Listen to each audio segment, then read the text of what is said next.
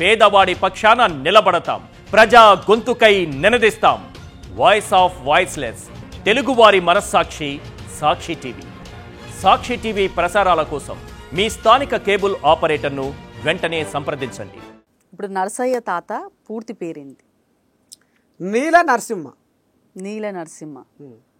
ఇదేంది పేపరా ఏమన్నా పెట్టుకుని వచ్చారు అందులో? రుమాల్ ఇది. రుమాల్. సరే, రుమాల్ మీద ఉన్నది సుట్ట. ఇది సుట్టనా? తాగుతావు సుట్ట కూడా? నేను చెప్తున్నా కదా, మా తాత ఇట్లా ఉండే, ఈ అవతారం పెట్టుకుంటుడు. ఓకే, మా తాత ముత్తాతలు ఇట్లా ఉండే. మీది గెటప్ మాత్రం మస్తు ఉంది. ఇంకొకటి ఏంటంటే, ఇప్పుడు జనాలు తాతకు అన్యాయం జరిగింది అన్నప్పుడు మీకు ఆ ఐడియా వచ్చిందా, లేదంటే అక్కడ మాట్లాడకుండా వచ్చిన మీరు తర్వాత ఇప్పుడు రెస్పాండ్ అయ్యారు? అక్కడ ఎందుకు రెస్పాండ్ అవ్వాలనిపించలేదు? ఇప్పుడు నర్సయ్య తాత అనేటోడు ఒక శక్తి, నర్సయ్య తాత పాట ఒక శక్తి. ఎందుకని ఇప్పుడు ఒక పాటతో నేను ఒక మనిషిని బతికించిన, ఎంతో మందికి మనోధైర్యం కూడా కలిగించిన. అంటే నాకు అందరూ ఫోన్ చేయలేకపోవచ్చు, చెంచయ్య అనే మనిషి నాకు ఫోన్ చేసిండు. అంటే నా పాటలో ఒక శక్తి ఉంటేనే కదా ఆయన నేను బతికినా నీ పాట కానీ వచ్చి మా ఇంటికి వచ్చి సన్మానం పొందిపోయిందంటే. ఆ పాటను రికార్డింగ్ చేయించిన గుమ్మి రామరెడ్డి క్రీడా చైర్మన్. గుమ్మి రామరెడ్డి కూడా ఏమన్నాడంటే, నువ్వు గనక రైతు పాట రాస్తే నేను ఖర్చు పెడతా, ఒక్క జీవి ఒక్క ప్రాణం బతికినా నీ జన్మ నా జన్మ ఇద్దరి జన్మ ధన్యమవుతుంది నీ పాటతోటి అన్నాడు. అన్నట్టే అయ్యిందని ఫోన్ చేస్తే తీసుకురా ఆయనని. వచ్చిండు, ఆ గచ్చిబౌలిలో అదే ఆఫీస్లో సన్మానం చేసి తోలిచ్చిండు. గుమ్మి రామరెడ్డి క్రీడా చైర్మన్. అడుగు, ఓకే, లైవ్లో మాట్లాడు. ఇప్పుడు ఆ రామరెడ్డి సార్ తోటి మాట్లాడు. నిజంగా కాదా మాట్లాడు? మీరు చెప్తుంటే నమ్ముతున్నాను కానీ నిజం కాదని తెలుసుకునే. లేకపోతే ఈ చెంచయ్య అనే మనిషితో మాట్లాడినా ఏం లేదు. ఆయన ఇప్పటికి కూడా ఇద్దరు ముగ్గురితో మాట్లాడి లైవ్ లో. అవునా? చేద్దాం, ఫోన్ చేద్దాం. ఇంకోటి, మాజీ సీఎం కేసీఆర్ గారి దగ్గర కూడా మీరు వెళ్ళినట్టున్నారు కదా, అది వస్తున్నాయి. ప్రగతి భవన్ కోట దాటినోడికి మీరు వేలాడ తీసుడైంది, మీ అగ్ని పరీక్షలేంది, ఆయనలో మీరు ఏం చూసిర్రు, ఆయన సత్తా ఏందో మీరు ఎట్లా కనిపెట్టిరు, ఎట్లా పసిపెట్టిరు, ఎట్లా వద్దంటారు మీరు? తద్దినక దిద్దినక ఓరోరి బీరన్న ఒరకో మన రాత మారిందిర మల్లన్న. 70 ఏళ్ళ బరువంతా దించిండు కేసీఆర్, గొర్రెల మందాను గోనిస్తుండు ఉంది జారు. పండుగ చేద్దాము రోడెల్యము కళ్యం, సభ్యత్వము గడుదాము గొల్ల కురుమా సంఘం. ఈ ఎల్లా లోకాలు తిరిగే గొల్ల కురుమల కోసం ఎవడాలోచించలేదు గోసవడ్డ మన కోసం. పండు వెన్నెల్లాంటి నిండు గుణమున్నోడు ముఖ్యమంత్రి కేసీఆర్, ముందు చూపు ఉన్నోడు. 75% సబ్సిడీ ఇస్తాడాట, హబ్బబ్బా కేసీఆర్ పుణ్యము. 25% వడ్డీ కూడా లేదాట, గొల్ల కురుమ జన్మ ఇక ధన్యము. ఈ పాటిని ఏమన్నారు? ఓ అమ్మా, ఈ పాట విన్నాక అబ్బా పిలిపిరో ఆ గొల్ల పిల్లగాని, పిలిపిరో ఆ గొల్ల ఆయనను 3 రోజులు కలవరించిందట ఈ పాట విని. అవునా? కేసీఆర్ గారా? దేశపతి శ్రీనివాసు ఇక నా నెంబర్ కోసం గాలిస్తా ఉండట. ఇక పొద్దుగా లేచి తల్లి గనక బియ్యం కనుక రాళ్ళెన్ని ఉన్నాయి, బియ్యం మెరిగలేని ఉన్నాయి అని గాలిచ్చినట్టుగా, ఎటువా ఈ పిల్లగాని నెంబర్, ఎటువా ఈ గొల్ల ఆయన నెంబర్ అని ఆఖరికి వస్తార కల్లా పాశం యాదగిరి దాడన్న నెంబర్ దొరకబట్టి ఫోన్ చేసి గిరిగిరి సంగతి గిట్లా నిన్ను సారు కలవరిస్తుండు ముఖ్యమంత్రి, రమ్మంటూ నిన్ను రా అంటే వెళ్ళకో. ఏమన్నాడు? కలిసిన ఏమన్నాడు సార్ కేసీఆర్ గారు? ఏమన్నారు కలిసిన తర్వాత? ఏమన్నారు? కలిసిన తర్వాత మాట్లాడిండు. ఏం మాట్లాడు? ఇంకా మీరు అంటే వాళ్ళతో పాటు ఇంకా చాలా మంది రచయితలు వచ్చారు. చంద్రబోస్ వచ్చిండు. చంద్రబోస్ అన్న గిట్నే కూర్చుండు. ఆయన పక్కపోంటి అనంత శ్రీరామ్, ఆయన పక్కపోంటి ఇంకెవరో శ్రీనివాసరెడ్డి ఏదో ఆయన డైరెక్టర్. ఇటు పక్కన ఆయన ఇంకా ఉన్నారు, కొంతమంది ఉన్నారు. మాట్లాడిండు, సాన్సేపు మాట్లాడి ఇంకా మీరు ఇంకా మంచి మంచి పాటలు రాయాలి, ఇంకా చేసే అభివృద్ధి కార్యక్రమాల మీద ఇంకా మీరు జనాలకు మీరు అర్థమయ్యేటట్టు అవగాహన వస్తాడుగా పాటలు రాయాలి అన్నాడు. అంతే. సూపర్. కానీ ఇప్పుడు మీరు ఏం కావాలనుకుంటున్నారంటే, ఇప్పుడు తెలుగు భాషకి అవమానం జరిగిందని మీరు అంటున్నారు కదా, ఇది ఒక కాంట్రవర్షియల్ అయ్యింది. ఇప్పుడు మీరు ఏమవుతే మీరు సాటిస్ఫైడ్? అంటే మళ్ళీ మిమ్మల్ని తిరిగి పిలవాలంటారా, లేదంటే తెలుగు భాషకు అవమానం జరిగినందుకు వాళ్ళు ఎవరైనా సారీ చెప్పాలంటారా? మూడోది ఏంటంటే అసలు రెడ్ మార్క్ ఎందుకు వచ్చింది అనే కారణం కావాలా? ఈ మూడిట్లో ఏదొస్తే మీరు సాటిస్ఫైడ్? ఇప్పుడు అంటే తెలుగు భాష మీద తెలుగు తల్లి అంటే ఇప్పటికే ఎలాగ మీరు కూడా అన్నారు, నేనేమన్నా తెలుగు పదాలు అంటే తెలుగు గుర్తింపు వస్తుంది అన్నావు కదా. వచ్చింది కదా ఇప్పుడు తెలుగు అంటే.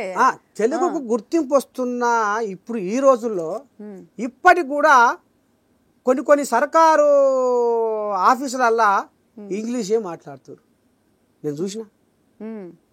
అంటే అందరికి అర్థం కావాలి కదా, అందరూ వాళ్ళు ఉంటే. అవునమ్మా, ఇప్పుడు పరభాష నీ కడుపు నింపొచ్చు, కానీ ఉగ్గుపాల వంటి తెలుగు భాష నీకు ఊపిరి పోసిందని ఎందుకు మర్చిపోతున్నావు? ఇప్పుడు తెలుగు భాష మీద పోరాటం అంటారా? నా క్వశ్చన్కి ఆన్సర్ కావాలి. ఏ చోట చూసినా కానరావేమి తెలుగు అక్షరాలు, పరభాష మోసుతో బూజు పడుతున్నాయి తెలుగు పదాలు, మమ్మీ డాడీ పదములు చూడు పరిగెడుతూ ప్రవహిస్తూ ఉన్నాయిరా, అమ్మా నాన్న మాటలు నేడు మూగబోయి మూల్గుతున్నాయిరా, సావు బతుకుల్లో కొట్టుకుంటుంది నా తెలుగు తల్లి,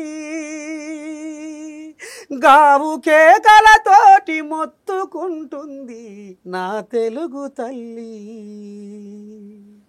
శ్రీరామ సీతమ్మ వనవాసము కంటే గుండె పగిలినట్టాయే తెలుగమ్మ గోస వింటుంటే. ఇప్పుడు నేను ఒకటి ఏడ్చేది తక్కువ. మీ ఎమోషన్ అవుతున్నారు తెలుస్తుంది, మీరు పాడుతుంటే ఎమోషన్ అవుతున్నారు, బాగా రాస్తున్నారు పాటలన్నీ కూడా. ఎన్ని రాసి ఉంటారు ఇప్పటి వరకు? అసలు ఎట్లా? ఇప్పుడు కొందరు ఎవరైనా కవి కానీ ఎవరైనా రైటర్ ఏదన్నా దేని మీదన్నా రాయాలి అనుకుంటే ఏదో ప్లేస్కో ఎక్కడో వెకేషన్ స్పాట్ ఒకటి పెట్టుకొని వెళ్తారు, కొంతమంది ఇంట్లో రాస్తారు, కొంతమంది కార్లో రాస్తారు. మీరు అసలు ఆ ఐడియాలు ఎట్లా తడుతున్నాయి, ఎట్లా వచ్చి మీరు రాస్తున్నారంటే ఏం చెప్తారు? ప్రకృతి ఇలాగా చెప్పిన. ఎక్కడ రాస్తారు వెళ్ళి పొలాల మధ్య? ఇప్పుడు అభిజిత్ మైండ్ గేమ్ ఆడిండు, బిగ్ బాస్ లో ఆడిండు. పడుతున్నాయి కదా షంటింగ్స్ ఆయనకు కూడా కంటెస్టెంట్స్ నుంచి. బిందు మాధవి కూడా మైండ్ గేమ్ ఆడిందా? ఆడింది. ఇప్పుడు నర్సే తాత అనేటోడు ఇప్పుడు ప్రకృతిలో మబ్బు ఏ రోగు పట్టింది, వాన ఎప్పుడు వస్తుంది చెప్తారు. అది ఆ మబ్బు అటు పోతుందా ఇటు పోతుందా, ఒకవేళ ఆ మబ్బు ఆ వాన మన దిక్కు రావాలంటే ఎంత టైం పడుతుంది అనేది గొర్రెల కాపరి కెరక. అంటే ఇది ఊహించి చెప్పేటోడేగా. అవునవును, ఇది ఆలోచన బుర్రతోనే కదా పనిచేసేది. అవును. ఇప్పుడు చెప్పలేరు, అంటే మేము టైం ఉంటే కానీ చెప్పలేము టైం. అది ఇప్పుడు మీరు ఆకాశం చూసి టైం ఎంత అవుతుందో, సూర్యుడు ఏ పక్కన వచ్చినాడో అవి కూడా మీరు టైం చెప్పేస్తారు. సూర్యుడు నెత్తి మీద ఉన్నాడా, నెత్తి మీద నుంచి కొంచెం అటు జరిగిండా, పడమటకు జరిగితే టైం ఎంత అవుతుంది. సూర్యుడు నెత్తి మీదకి రాకముందు కొద్దిగా ఇసుంట ఉంటే టైం ఎంత అవుతుంది.